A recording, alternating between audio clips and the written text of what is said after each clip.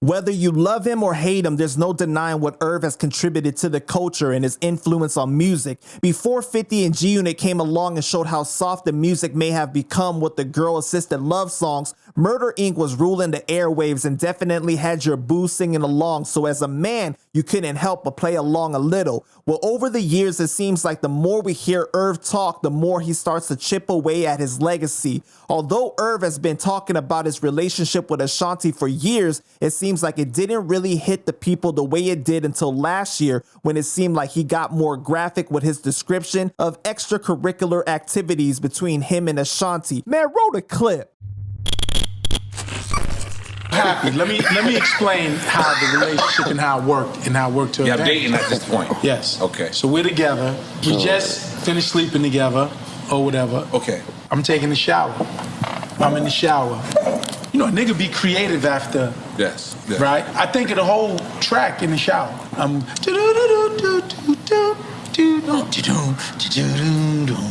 I get out the shower, I call my nigga Chink. I'm on the phone, Chink, yo. Chink Santana. We get to the studio, Chink.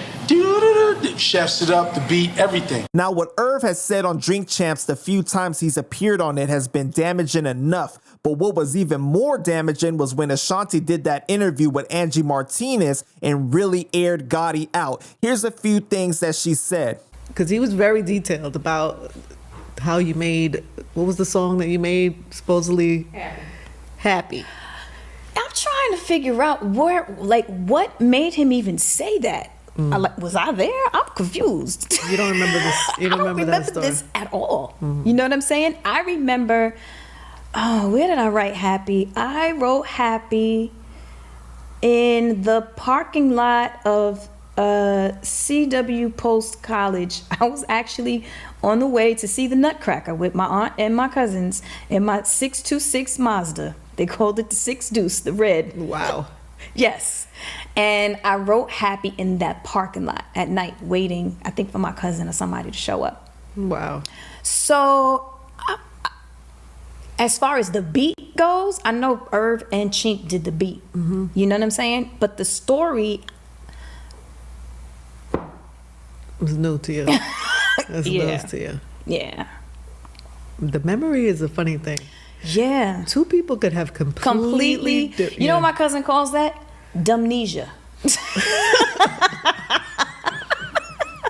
It's weird. It's very weird that when you know you're lying and you just keep lying. You know what I'm saying? And that's where it becomes a little scary and a little mental. We've accomplished so much. It doesn't make sense for you to have this much hate for me. You know? Like, I genuinely, in my heart, I believe that Irv wishes death on me. 1,000,000%. Oh, no. 1,000,000%. Really? 1,000,000%. That's horrible. It's crazy. Like, Irv wanted his accountant to be my accountant, you know?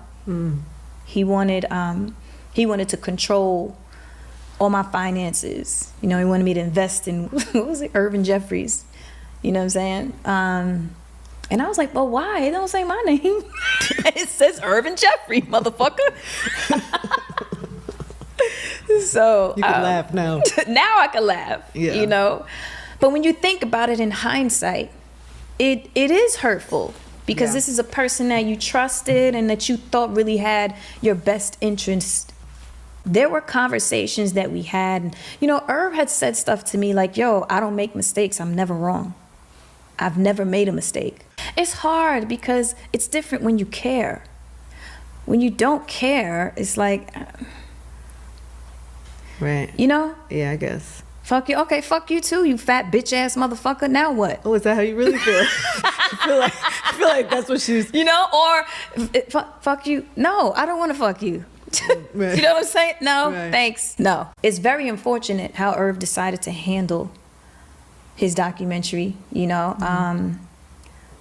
It's a little sad, you know, to see a grown man conduct himself in that manner, you know. I feel like the Murder Inc. legacy is so much bigger, and we accomplished so much and made like amazing history. And I feel like the way that he handled it tarnished and it cheapened the brand. You know what I mean? And I feel like we all worked so hard, and for you to be that selfish to just throw mud on the name because, you know, you might have got a check or you might have, you know, I feel like that's so selfish and it's so degrading. When you have a platform and you are publicly going out of your way to disrespect me, to lie on me, to try and paint a picture of me that is so false. That's why I keep saying it's a mental thing, you know? And it's not even to be funny, you know? It's like, I feel like he needs help. I went in the studio with Dr. Dre, and it was like a really dope moment. And I went and I played records for him, and he was very impressed. And I was just, you know, I was trying to act like I wasn't nervous, you know? And this is the first time you're out of, you're with somebody else out of the squad, right? Yes, You're right. yes. Not just somebody, not just by the way. somebody. Right. I'm talking about Dr. Dre. Me and Dre were talking about a deal. And when I was talking to Irv about it, he had said something like, well, I want 90% of anything you make, like, for the rest of your life, you know, like something crazy. But he was serious, you know, and I was just like, but I don't understand. You don't want me around. You told me to get the fuck away from Murder Inc. I get the fuck away from Murder Inc. I go and try to get a situation, and then you tell me, well, no, because then I want this and this and this forever. Okay, now what? Now what am I supposed to do? Yeah, me and Nelly were dating. Irv was salty. Irv would not let me come to the studio to record. Irv was telling everyone not to record with me. Why do I want to stay in that situation? How can I stay in that situation? You know what he said to me? What? He said, nah, you want to be with Nelly? Go sign a Dirty Auntie. We don't want you. You know, there were, oh, man. I mean, I don't even know if I should say this. You know, there were threats. There were threats, you know, me dealing with Nelly, you know. There was death threats, you know. Wow. I mean, I don't know how serious they were because, you know, again, you try to personify this person that you're really not. But when Towards you're saying, not towards me, towards who I was dealing with, you know. You keep doing that, I'm a, you know, because, you know, when someone is consistently saying to you, you ain't shit, fuck you, you're not even fucking loyal, you know, I made you, I made the world want to fuck you. You know what I'm saying? He would say, you know, he would say, you know, niggas want to fuck you because I made you look like that. I made you fuckable. In those exact words. Wow. And this whole persona, you know, he's putting on, you know, from what I know and what I've seen, Irv comes from a beautiful family. This whole tough gangster that he's, you know, portraying is not, you know.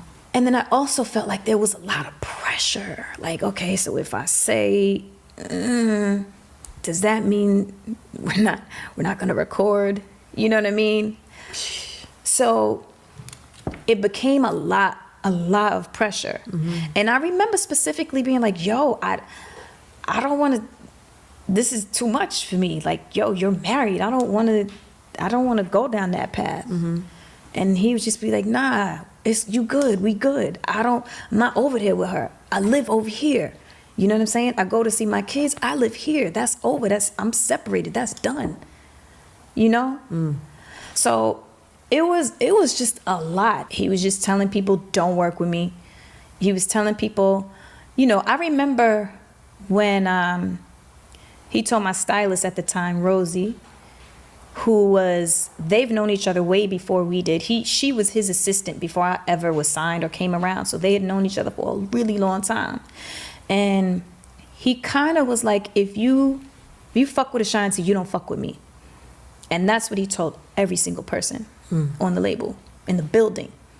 If you talk to Ashanti, if you go to Ashanti's birthday, if you support her in any way, it's fuck you. I'm trying to understand why Irv thought that it was good or cool to put on national television, on BET, Ashanti got a fat ass and I'm sitting there looking at her ass and she got these little sweatpants on. Why do you think that's cool?